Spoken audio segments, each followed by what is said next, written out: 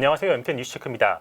지난 1월 미국 CES에서 화두로 떠오른 주제가 한 가지가 있죠. 바로 피지컬 AI라는 건데요. 이번 시간에 피지컬 AI 그리고 이 피지컬 AI와 상당히 연계된 휴머노이드 로봇에 대해서 이야기해 주실 분을 모셨습니다. 바로 한양대학교 에리카 캠퍼스 한재권 교수님입니다. 안녕하십니까? 네, 안녕하세요. 네. 한양대학교 에리카 로봇공학과 교수 한재권입니다. 주식회사 A로봇의 CTO도 하고 있습니다. 반갑습니다. 네, 교수님 지난 1월 미국 CES에서 피지컬 AI라는 말이 화두로 떠올랐습니다. 그렇죠. 엔비디아의 젠슨 황이 이 말을 꺼내면서 엄청 화제가 됐는데요. 이 피지컬 AI라는 게 무엇인지 그리고 AI하고 피지컬이 접목되는 이유가 무엇인지 좀 설명해 주시면 좋겠습니다. 지금 보고 있는 AI의 다음 단계다라고 이해해 주시면 좋을 것 같아요. 지금 AI는 스크린에 갇혀 있잖아요. 네. 뭐 챗GPT라든가 뭐 각종 AI 서비스들을 보면 스마트폰, 태블릿, 노트북 이런 데서 돌아가요. 그러다 보니까 뭐 굉장히 편리해진 건 사실입니다. 인터넷 서칭도 자기가 알아서 막 정리해서 해주고 사무 자동화 수준이 완전히 올라갔죠. 그런데 여기가 단가 싶은 거예요. 뭔가 이 AI의 능력을 이만큼인데 뭔가 잘 못 쓰고 있는 듯한 느낌? 소 잡는 칼로 닭 잡는 느낌? 뭐 이런 거예요. 그러면 뭐가 이렇게 안 되고 뭘까 이렇게 답답한 거지? 라고 보면 실제로 우리가 생활하는 공간에서 충분히 서비스할 수 있는데 그 서비스들을 못하고 있는 거 아니야? 라는 생각까지 가는 거죠. 그래서 가장 예를 들기 쉬운 게 자동차예요. 자율 자동차. 네. 이거 AI가 접목된 자동차잖아요. 그래서 우리가 생활하는 공간에서 AI가 무언가 우리에게 서비스를 해주는 거죠. 그래서 자율 자동차를 중심으로 생각을 해보면 이해하기가 쉬워요. 그래서 그러면 그 하드웨어를 자동차 말고 다른 건 없어? 라고 생각을 해보면 로봇이 떠오르죠. 그렇죠. 그러면 로봇에 지금 로봇을 움직이려고 하면 일일이 엔지니어들이 막 코딩하고 티칭하고 뭐 막 여러 가지 작업을 해갖고 겨우겨우 움직이고 있는 이런 상황에서 네. 저거 그냥 AI가 스스로 해줄 수 있을 것 같은데 이렇게 생각을 해보면 이 수많은 다양한 일들을 이제는 별로 그렇게 많은 코딩과 프로그래밍 없이 그냥 로봇이 스스로 알아서 할 수 있는 거 아니야? 네. 라고 생각이 진화가 된 거예요. 그래서 물리적인 우리 생활 공간 안에서 활용되는 AI, 그래서 피지컬 AI라는 말을 쓰게 된 겁니다. 그리고 그 플랫폼은 휴머노이드 로봇이 각광을 받고 있는 상황이죠. 그렇군요. 이게 피지컬 AI라고 해가지고 그러면은 이게 단순히 우리가 로봇만 생각해야 되는 게 아니라 아니죠. AI가 들어간 여러 가지 그런 디바이스들을 네. 다 생각을 해야 되는 건데 네. 근데 그 가운데서도 휴머노이드 로봇이 각광을 받고 있는 거잖아요. 네. 이게 휴머노이드 로봇, 이건 사람의 형태를 닮은 로봇이라는 건데 이 로봇이 사람의 형태를 닮아야 될 이유는 뭐가 있나요? 휴머노이드 로봇의 본질을 봐야 되는데 휴머노이드 로봇은 다양한 일을 수행할 수 있는 범용 로봇입니다. 그게 본질이에요. 이 일도 할 수 있고 저 일도 할 수 있고 그냥 나 이런 일 생각이 났어. 너 이거 할 수 있니? 라고 했을 때 할 수 있는 성공 확률이 높은 로봇. 그래서 여기도 쓰일 수 있고 저기도 쓰일 수 있는 로봇. 그게 휴머노이드 로봇입니다. 그러면 이렇게 질문을 해야 돼요. 그럼 왜 범용 로봇이 휴머노이드 인간형 로봇이어야 돼? 라고. 자, 범용 로봇을 만들려고 할게요. 나는 이 일도 하고 저 일도 하고 사용자가 원하는 게 뭔지 모르겠지만 그걸 다 수행할 수 있는 로봇을 만들고 싶어. 그럼 어떻게 만들까? 설계를 시작할 거잖아요. 네. 그렇게 최적화된 모양을 만들려고 하다 보니 인간처럼 된 거예요. 그게 오히려 인간이 될 수밖에 없는 그런 상황이었던 것이다. 네, 그 이유는 우리 환경에 있어요. 우리 주변 환경이 인간의 몸에 맞춰져 있거든요. 네. 모든 사물들이 인간이 편리하게 쓰도록 잘 맞춰져 있습니다. 도구도 인간의 손에 맞게 잘 만들어져 있고요. 편하게. 그 무게라든가 크기라든가 이런 것들이 팔이 움직일 수 있는 그런 범위 안에 있어요. 그리고 우리가 쓰고 있는 모든 환경들, 뭐 문손잡이, 뭐 창문, 책상, 뭐 각종 우리 환경들, 이런 환경들이 인간이 잘 쓸 수 있도록 디자인됐어요. 네. 그러다 보니까 이 일도 하고 저 일도 하고 할 때 인간처럼 로봇을 만들어 놓으면 이 주변 환경들을 다 잘 이용하는 거예요.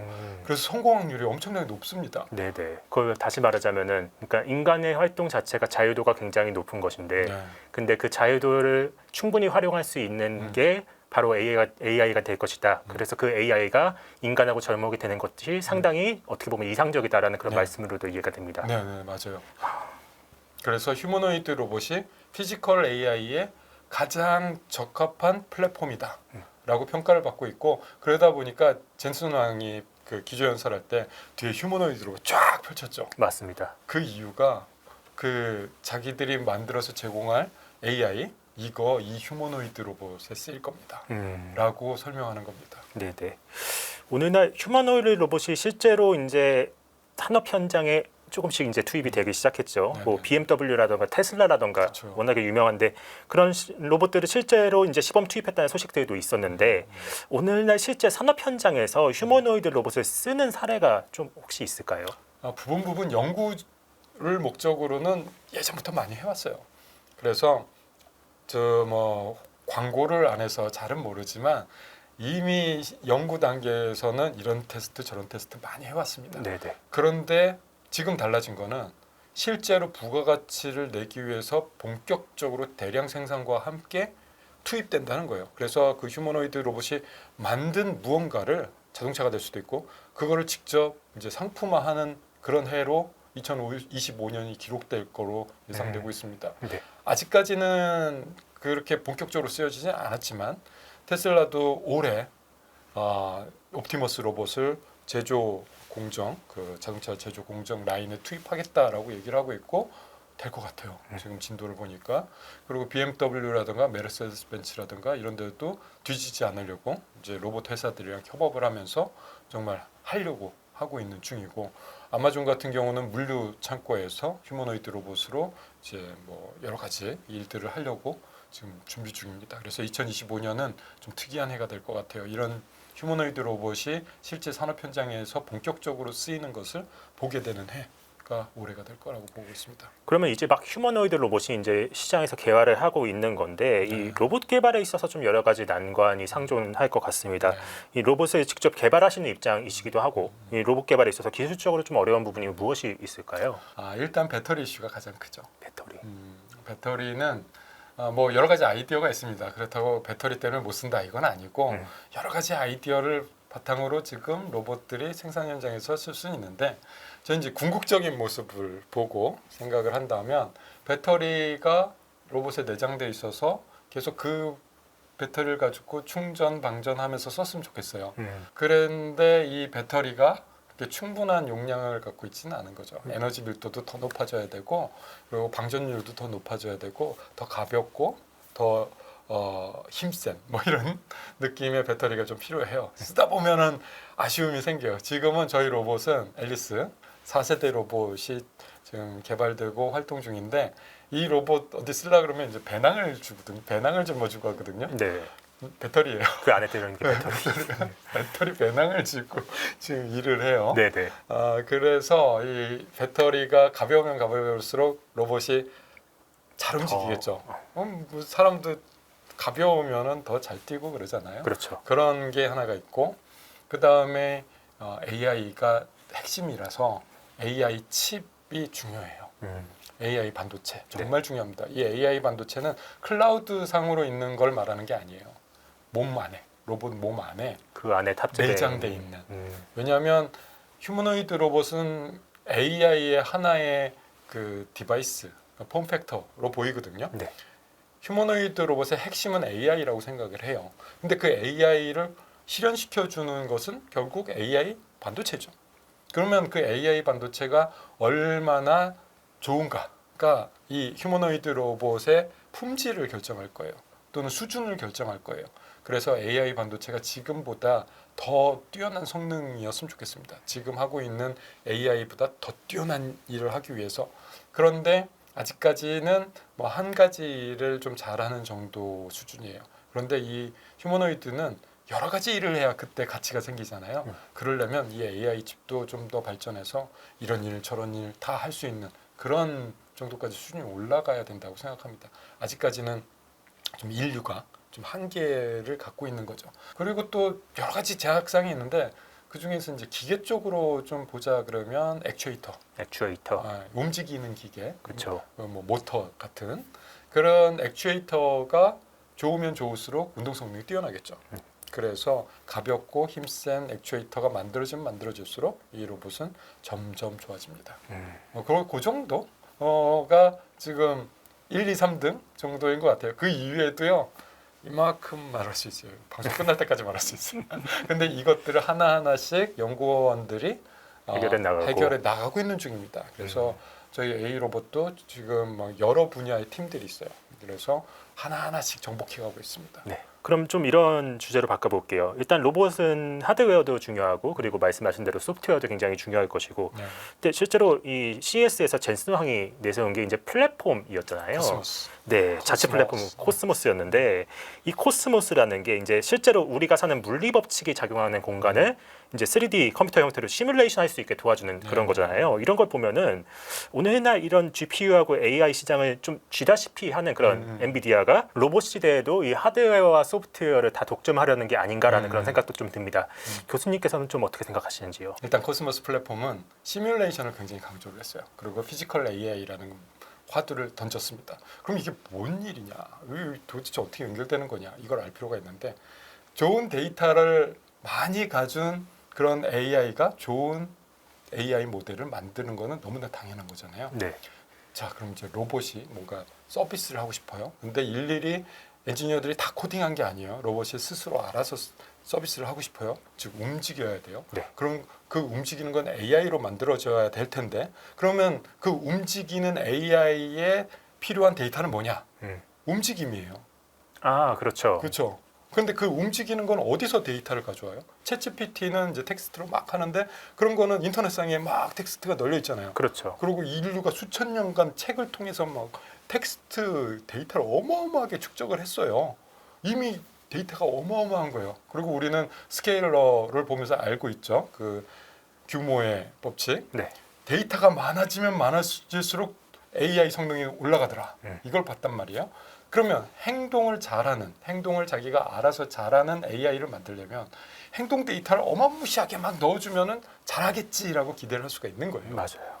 그러면 초거대 AI 모델에게 행동 데이터를 막 어마어마한 수십만 수백만 이것도 작은 건데 아무튼 뭐 어마어마한 수의 데이터를 넣어줘야 되는데 데이터가 없네. 그런 거죠. 행동은 인류가 축적을 안 했어요. 지금 우리가 행동하고 다 버렸어요. 그렇죠. 행동하고 끝이에요. 그렇죠. 그걸 어디다 기록해 놓은 게 없잖아요. 지금 이 순간에 네, 지금 순간에도 저 막 제스처하고 있는데 이거 어디서 기록해갖고 좀 했으면 좋겠는데 없어요. 네. 그런데 그러면은 행동 데이터를 어떻게 얻지? 라고 하는 거예요. 그래서 비디오를 보면서 사람이 움직이는 걸 보면서 그걸 가지고 어떻게 막 해볼라 뭐 이런 별별 시도를 다 했어요. 근데 구체적이지가 않아요. 사람이 움직이는 게 되게 델리케이트하고 섬세하거든요. 그리고 이 각도랑 이 각도랑도 너무 다르고 그래서 이 데이터 양질의 데이터를 어떻게 얻을 것인가 어마어마하게 고민을 했단 말이에요. 그래서 아이디어가 이제 하나가 생기는 게 뭐냐면 일단 사람들이 움직이게 하자.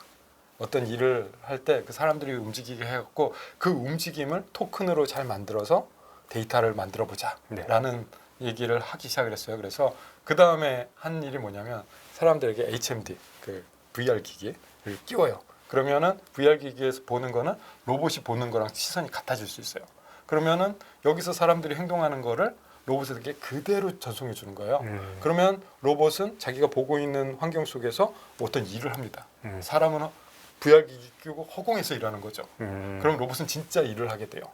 그것을 뭐 보면은 그냥 아바타네 이렇게 보일 거예요. 사람이랑 로봇이랑 똑같이 움직이네 뭐 이렇게 보일 거예요. 근데 그게 아바타가 중요한 의미가 아니라 사람이 행동하는 것을 로봇이 똑같이 하게 함으로써 그 일에 대한 행동 데이터를 만들겠다는 거예요. 그래서 로봇이 보고 있는 장면과 이 행동하는 거를 같이 멀티모달로 같이 데이터를 만들어서 초거대 AI 모델에게 넣어주는 겁니다. 네. 그러고 나서 이 막 데이터를 많이 넣어주면 나중에는 그 AI 모델이 만들어졌을 때 로봇에게 해주면 사람 없이도 로봇이 보고 있는 장면에서 로봇이 알아서 이때는 이렇게 해야 되는 거였지 라면서 할 거라고요. 배운 게 있기 때문에. 네. 그걸 우리는 모방학습이라고 부르기 시작했어요.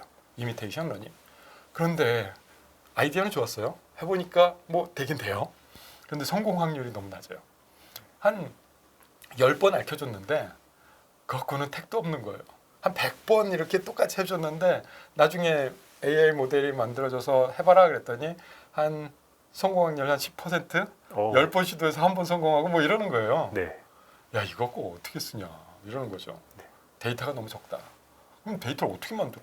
사람들이 막 뭐 엄청나게 많아갖고 다 뭐 수천 명의 사람들이 똑같은 일을 해갖고 해봤자 한 시간에 몇 개나 만들까? 뭐 이런 얘기를 하는 거죠. 그럼 어떻게 해야 되지? 이런 상황이 작년 말이었어요. 그런데 젠슨홍이 이렇게 얘기한 거죠. 그거 데이터 몇 개 안 되는 거 그냥 놔주세요. 그러면 내가 이거 증폭해 줄게요. 시뮬레이션 공간에서 증폭해 줄게요. 그래서 이 시뮬레이션 공간에는 마찰도 있고요. 관성도 있고요. 그다음에 중력도 있어요. 그래서 시뮬레이션 공간에서 원하는 거 이렇게 잘 설치를 한 다음에 로봇 시뮬레이션으로 집어넣고 거기서 수천 가지의 일들을 만들어서 하세요. 로봇도 수만 대로 만들어서 그냥 증폭시켜서 하세요. 데이터를 많이 만드세요. 그리고 우리가 파운데이션 모델, AI 모델도 제공해 드릴 테니 거기에서 데이터를 넣고 모델을 만들어서 가세요. 공짜입니다. 그렇죠. 가세요. 쓰세요. 휴머노이드 로봇 만드는 사람들 다 이쪽으로 나한테 붙어. 우리는 휴머노이드 로봇 회사 경쟁하지 않습니다. 란 말도 했어요. 연합군이 되자는 얘기죠. 네네. 그래서 저희 A 로봇도 설 전에 그 연합군에 가입됐습니다. 인셉션 프로그램에 채택이 됐어요. 엔비디아는 휴머노이드 로봇을 만들진 않을 것 같아요. 그런데 휴머노이드 로봇에 장착되는 컴퓨터 AI 칩은 뭘까라고 보면 그건 엔비디아 칩일 거예요. 엔비디아가 AI 회사가 된 그 전략 그대로 쓰고 있다고 생각합니다. 무섭네요. 엔비디아가 왜 이렇게 컸을까를 한번 복기를 해보자고요. 네네. 쿠다 프로세스 때문이에요. 쿠다 프로세스 가지고 AI 그 딥러닝 처음에 그거를 이제 성공을 시켰단 말이에요. 쿠다 프로세스 쓰면은 되게 잘 돼요. 근데 그 쿠다는 엔비디아의 GPU에서 잘 돌아가죠. 그러면 이 AI를 쓰고 싶으면 엔비디아 GPU 살 수밖에 없어. 그렇죠. 이런 구도를 만들었어요. 똑같은 일을 하고 있는 거예요. 엔비디아가 코스모 그 플랫폼을 만들면 거기서 만들어지는 AI는 엔비디아 칩셋에서 잘 돌아갈 거예요. 그러면 연합군을 형성했던 휴머노이드들은 다 엔비디아 제품을 쓸 수밖에 없는 이런 구도를 만들고 싶은 거 아닌가라는 이제 추측을 해봅니다. 그리고 이게 어디랑 비슷하냐면 예전에 스마트폰 나올 때 안드로이드가 네. 썼던 구글의 안드로이드가 했던 그거랑 비슷해요. 생각해 보세요. 삼성전자가 OS 만들었어요? LG전자가 OS 만들었나요? 아니에요. 안드로이드 설치해 갖고 휴대폰 단말기 팔았습니다. 그거랑 너무 비슷해 보이지 않아요? 네네. 그리고 테슬라는 애플이랑 비슷해 보이지 않아요? 테슬라는 자기가 만들었던 FSD 기술, 자율자동차의 그 fully self-driving 기술 AI잖아요. 그거를 휴머노이드 로봇에 잘 접목하고 있단 말이에요. 학습도 지들이 하고 그리고 휴머노이드 로봇 만들 때 그 부품들 다 자기네들이에요. 액추에이터부터 시작하고 다 자기네들이 합니다. 그리고 나서 테스트도 자기네들 공장에서요. 생태계도 자기들이 꾸려요. 뭔가 애플스러워요. 자기네들이 다 하는 거. 뭔가 이런 구도가 약간 2000년대 후반에 데자뷰 같은 일이 벌어지면서 또 한 번의 혁명을 준비하고 있는 거 아닌가? 이런 생각을 하고 있습니다. 네. 또 최근에 빼놓을 수 없는 이야기가 바로 중국에서 등장한 기괴한 딥시크라는 겁니다. 초거대 언어 모델, 일명 LLM 같은 그런 AI를 자금력 있는 그런 빅테크들이 할 수 있다라고 우리는 그동안 생각을 해왔었는데 그런 편견을 깨는 그런 등장이었어요. AI의 또 하나의 혁신의 판이 깔린 것 같은데 교수님께서는 이런 AI의 저비용 고유라 이런 로봇의 관점에서 어떻게 보시는지도 궁금했습니다. 로봇을 그러면 어떻게 사용할까라는 얘기를 해요. 그러면 그냥 일반 사용자들이 로봇을 뭐 자기가 원하는 대로 행동하거나 서비스를 하기 위해서 컴퓨터 앞에다 땅 두고 이렇게 코딩하고 있을까요? 아니면 단말기 하나 줘갖고 이건 이렇게 저렇게 이렇게 누르고 있을까요? 안 돼요. 그렇게 해갖고는 로봇 어느 세월 했습니까? 산업용 로봇은 그렇게 씁니다. 태블릿 같은 거 딱 주고 거기까지 여기서 짚고 이렇게 쓰고 있어요. 자, 한번 내가 티칭해 줬으니까 이거 그대로 반복해? 그럼 이제 막 반복하고 그래요. 그게 산업용 로봇이에요. 네. 근데 그렇게 일반 현상에서 썼다가는 언제 그 다양한 일을 해요. 사람들은 서로 간에 이렇게 일을 시킬 때 어떻게 하죠? 말로 합니다. 네. 저것 좀 해줘. 이것 좀 해. 뭐 이런 식으로 말로 부탁을 합니다. 그러면 그 말을 듣는 사람은 그 부탁을 행동으로 뭔가를 하는 거죠. 저거 좀 가져다 줄래? 그럼 가져다 주는 거예요. 말로 해야 돼요. 그럼 그 말은 어떻게 하는 거냐 하는 거죠. 로봇 입장에서. 네. 언어 모델이 필요하죠. 그래서 지금 LLM 같은 경우 그 클라우드 한번 갔다 와야 되잖아요. 저희 뭐 GPT 쓰려 그러면 캘리포니아까지 데이터 왔다 갔다 해야 됩니다. 그런데 어느 세월에 그러는 거예요. 그것도 통신도 위험하고 그래서 그런 언어 모델들은 경량화돼서 되게 작게 만들어서 로봇 안에 들어가야 돼요. 그런 게 제가 보고 있는 관점이고 그게 되겠어? 라고 했거든요. 그런데 이제는 아니에요. 작은 모델도 가능하다라는 게 여기저기서 가능성들이 나오고 있으니까 작고 가볍게 만들어서 로봇에 집어넣으면 그 로봇은 반응 속도가 굉장히 빠를 겁니다. 그러면 이제 답답함 없이 쓸 수가 있게 돼요. 지금 현재의 그 GPT 써보시면 알겠지만 이렇게 텍스트 딱 치면은 뭔가 이렇게 바로바로 하는 것 같지만 사실은 차근차근 한 번에 꽉 나오지 않아요. 네. 띠띠띠띠띠띠띠띠띠띠띠띠 이렇게 나오죠. 네. 그건 이제 그렇게 될 수밖에 없는 건데 아무튼 그런 이렇게 클라우드를 쓰는 것에 대한 단점을 좀 없애기 위해서 통신 속도라든가 통신이 두절됐을 때의 뭐 멈춤 현상 뭐 이런 걸 없애기 위해서 로봇 안에 들어가는 AI 그래서 온 디바이스라는 말을 많이 쓰죠. 네네. 온 디바이스 AI를 실현하기 위해서 딥시크가 준 영감도 굉장히 좋다.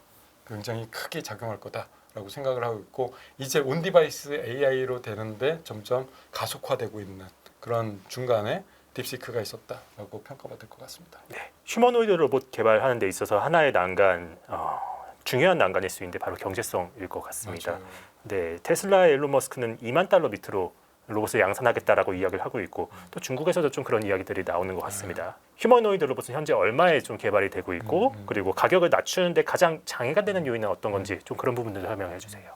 지금 휴머노이드 로봇 살려면 살 수 있는가 있을 때 몇몇 로봇 살 수 있습니다. 네. 근데 그게 좀 일하기는 좀 적당하지 않은 작은 사이즈일 거예요. 그런 로봇들은 지금 현재도 판매가 되고 있고 생각보다 싼 가격에 판매가 되고 있어요. 그런데 일할 수 있는 로봇들, 네. 일종의 성인 크기에 뭐 어느 정도 이렇게 길이도 충분하고 이런 로봇들은 사실 바로 구매하는 곳은 없어요. 그리고 규제도 아직도 뭐 정비가 안 돼서 일반 소비자들이 살 수 있는 단계는 절대 아니고요. 그런데 이제 그러면 이제 얼마면 팔겠냐라는 건 말을 할 수 있잖아요. 일론 머스크가 몇 년 내에 뭐 지금 한 3, 4년 남았는데 몇 년 내에 2만 불에 팔겠다라고 목표 가격을 제시했는데 그게 될지 안 될지는 지켜봐야 돼요. 네.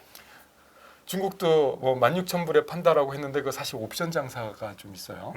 그 깡통 모델이 그렇고 네. 이제 손도 붙이고 뭐 컴퓨터도 업그레이드하고 그러면 가격 툭툭 올라가거든요. 손이 없는데 그렇게 판다고요? 그냥 이제 마네킹 손 붙이고 뭐 이렇게 그 다리만 필요한 사람도 있잖아요. 네네. 연구하시는 분들 중에. 그러니까 이게 옵션 장사 자동차처럼 이렇게 하는 게 좀 있고요. 그래서 아직까지는 가격이 고가인 건 맞습니다. 대략 1억 원 선에서 왔다 갔다 하는 것 같아요. 1억 원 이하 이상 뭐 이 정도. 저희 A 로봇에서도 그 정도 가격으로 지금 판매하는 모델들이 있어요. 그래서 연구소라든가 대학이라든가 이런 데서 구매를 해갑니다. 그런데 아직 그게 일하는 건 아니잖아요. 그리고 일하려면 얼마 가격이 돼야 되느냐라는 얘기를 해요. 그랬을 때 5천만 원 이하로는 떨어져야 돼요. 아무리 안 돼도 아무리 잡아줘도 지금 현재 가격에서 5천만 원? 좀 그 굉장히 애매한 가격인 거죠. 그래서 그러면 그 가격까지 누가 먼저 떨어뜨릴 수 있느냐? 이 경쟁인 거예요. 사실 품질 경쟁, 기술 경쟁도 있지만 한쪽 전장은 가격 경쟁입니다. 그래서 이제 상용화 얘기가 많이 나오고 있으니까 이게 사람들이 사용해서 부가가치가 나오는, 이득이 나오는 이 영역으로 어떻게 하느냐? ROI가 나오느냐? 이거 갖고 사업을 했을 때 BEP가 넘어가느냐? 이 영역으로 나온 거거든요. 그래서 제가 느끼기에 한 28년쯤 되면 BEP 넘어가는 사업 모델 나온다 이렇게 보고 있습니다. 네. 그래서 저희 A 로봇이 목표로 하는 가격도 5천만 원 이하예요. 그래서 어떤 산업 현장에서 어떤 일을 할 수 있는 휴머노이드 로봇, 손도 좋고 팔도 좋고 다리도 좋아서 잘 걸어 다니면서 인간들과 말로 소통하는 로봇 5천만 원 이하로 만들어야 된다라고 생각하고 있습니다. 교수님께서 보시기에는 앞으로 이제 여러 업체들이 로봇을 만들어서 좀 다양성이 확대되는 시대가 올 거라고 생각하시는지, 아니면은 특정 업체에서 뭐 예를 들어 테슬라라던가 혹은 뭐 또 다른 이제 로봇 잘 만드는 그런 업체에서 로봇 시장을 좀 독점하는 그런 현상이 올 거라 생각하시는지, 어떤 식으로 좀 시장의 방향이 가게 될까요? 그거는 인류가 여태까지 보여줬던 거 그대로 가지 않을까 싶어요. 비슷할 것 같아요. 자동차도 그랬고 스마트폰도 그랬고 PC도 그랬고 모든 게 다 비슷한 경로로 갔거든요. 로봇이라고 휴머노이드 로봇이라고 다를까? 뭐 이런 생각을 합니다. 지금은 연구개발이 좀 주된 섹터잖아요. 그래서 좋은 로봇들, 값싼 로봇들 여기저기서 막 만들어내는 거죠. 그 중에서 이제 뭐 정리도 되고 또 뭉치기도 하고 뭐 여러 가지 일들이 벌어질 거예요. M&A도 하고 그러다 보면은 몇 개 큰 클러스터로 뭉치고 이런 일들이 벌어질 거라고 보고 있고, 그렇게 해서 결국에는 몇 개 업체로 정리되지 않을까라고 보고 있습니다. 그런데 그 로봇들이 그러면 하나냐, 같은 전장에서 싸우냐, 그러지는 않을 것 같아요. 자동차만 하더라도 페라리랑 아반떼랑 같은 영역은 아니잖아요. 그렇죠. 뭐 요구하는 바도 다르고 시장층도 다르고 성능도 다르고 뭐 이런 식으로 각각 요구하는 곳이 원하는 로봇은 정말 다양할 거라고 봐요. 그래서 누가 어떤 시장을 타겟팅을 해서 들어가는가, 여기도 좀 다른 측면이고 그것도 이제 비즈니스 모델 그런 거겠죠. 그래서 앞으로 어떠한 일이 벌어질지는 정말 미지수예요. 그래서 이걸 잘 조직하고 잘 계획하는 사람이 좋은 CEO가 될 것 같아요. 좋은 제품을 만드는 거는 저 같은 공학자들의 몫이라면, 이런 걸 가지고 좋은 사업을 만드는 거는 또 사업을 잘하시는 분들의 몫인 거죠. 네. 그래서 좋은 경영자, 좋은 CEO들이 앞으로 어떤 아이디어를 가지고 어떤 시장을 만들어낼지 그것도 한번 지켜보는 필요가 있을 것 같습니다. 네. 교수님이 속한 곳 이제 A 로봇은 어떤 휴머노이드 로봇을 만드는 곳인가요? 저희는 범용 휴머노이드 로봇이죠. 네. 그래서 이 일도 하고 저 일도 하고 다양한 일을 수행하려고 하고 있는 거고, 특히 처음에 지금 4세대 로봇은 여러 산업 현장을 이제 보고 있어요. 여기가 좋을까, 저기가 좋을까 탐색하는 중이고, 그래서 저기가 우리 로봇이 부가가치를 만들어낼 수 있는 곳이구나라고 정해지면 거기서 일하는 모습을 좀 보여드릴게요. 그래서 올해는 좀 일하는 모습을 보여주는 해로 잡았습니다. 작년까지는 로봇 플랫폼을 좋게 잘 완성하는 해였으면 올해는 그 로봇 플랫폼을 가지고 실제 일하는 모습을 보여주는 해로 정했고, 그래서 이제 뭐 펀드레이징도 또 다시 또 하고 있고, 그래서 자금을 좀 많이 확보를 해서 정말 빠르게 추격하는 모습 이런 걸 보여줘야 된다라고 생각하고 있고, 저희의 경쟁 상대는 1차 경쟁 상대는 중국의 휴머노이드 로봇들입니다.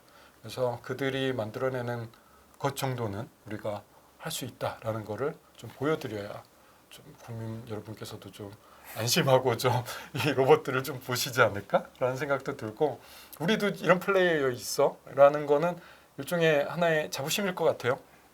우리 스마트폰 만들 줄 아는 나라야, 우리 자동차 만들 줄 아는 나라야, 우리 반도체 만들 줄 아는 나라야, 이런 것처럼 우리도 휴머노이드 로봇 만들 줄 아는데 이런 거 필요하지 않나라는 생각으로 사명감을 가지고 일하고 있습니다. 네.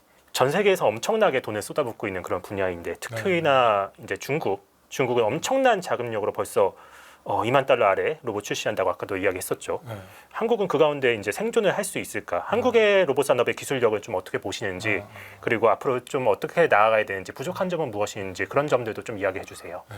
그렇게 미국이 치고 나가고 있고 중국이 그걸 바짝 뒤쫓고 있는 형국입니다. 그거를 바라보고 있는 한국은 좀 많이 아쉬워요. 왜냐하면 우리 잘했거든요. 2010년대 중반만 하더라도 전 세계가 한국을 보기에 야, 한국 휴머노이드 로봇 진짜 잘하네, 뭐 이런 평가를 받았단 말이에요. 그런데 그 이후에 좀 뭔가 실기한 측면이 있어요. 그 로봇 연구자들도 훌륭하신 분들 많이 있고요. 그리고 로봇 회사들도 좀 훌륭한 회사들 좀 있었어요. 그런데 휴머노이드 이족 보행에 대한 연구가 좀 사그라든 느낌이 없지 않아 있습니다.